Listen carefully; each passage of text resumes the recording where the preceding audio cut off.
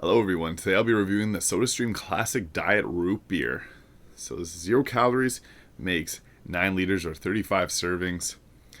0 calories, obviously, is a diet. It has water, caramel, citric acid, natural flavors, stevia leaf extract, sucralose, 23 milligrams, potassium sorbate, mono and diglycerides. So we gotta fizz up some water, mix it up. I use the half line because I'm gonna use a 500 milliliter bottle.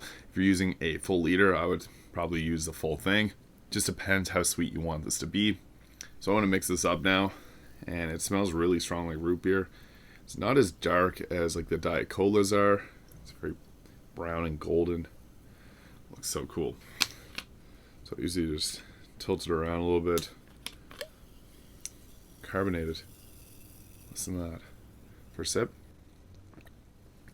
It's not very strong, but that's what's nice about it.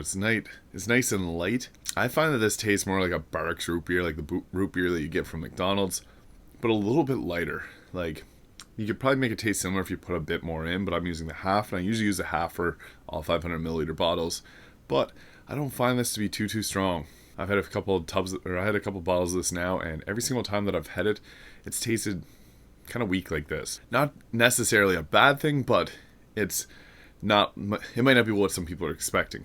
It's not as good as A&W root beer. There's the diet root beer that is really flavorful. It's a bit softer, lighter, and similar in taste to the Barq's root beer. So for flavor, I'm going to give that an 8 out of 10.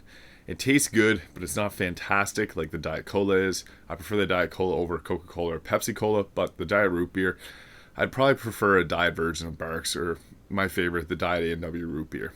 So thanks for watching. If you enjoyed this video, please hit the like and subscribe button below, and I'll see you next time.